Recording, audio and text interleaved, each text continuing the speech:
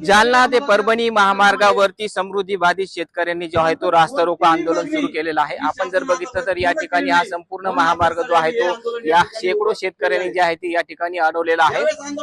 जालना ते नांदेड या समृद्धी महामार्गाला मंजुरी मिळालेली आहे आणि त्यानंतर काही ठिकाणी शासनाकडून भूसंपादन होऊन रस्त्याचं काम जे आहे ते सुरू करण्यात आलेले आहे। मात्र अनेक ठिकाणी शेतकऱ्यांनी हा रस्ता जो आहे तो अडवलेला आहे, कारण जो त्यांना मावेजा पाहिजे तो योग्य पद्धतीने दिला जात नाहीये। समृद्धी महामार्गात जाणाऱ्या जमिनीला जास्त नको पण रास्त भाव द्या, सर्वाधिक बाजार भावाच्या 5 पट जमिनीचा मोबदला देण्यात यावा, अशा पद्धतीची मागणी जी आहे ती या सगळ्या शेतकऱ्यांच्या वतीने करण्यात येत आहे। आणि आपण जर बघितलं तर आता हा रास्ता रोको आंदोलन जे आहे ते या ठिकाणी केलेलं आहे आणि त्याचबरोबर देवमूर्ती या ठिकाणी सुद्धा धरणे आंदोलन जे आहे ते या शेतकऱ्यांचं सुरू आहे आणि त्यालाच पाठिंबा म्हणून हे सगळं समृद्धी बाधित शेतकऱ्यांनी आंदोलन केलेलं आहे।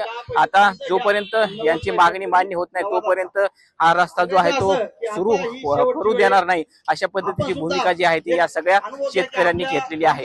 रवी जयस्वाल, न्यूज 18 लोकमत, जालना।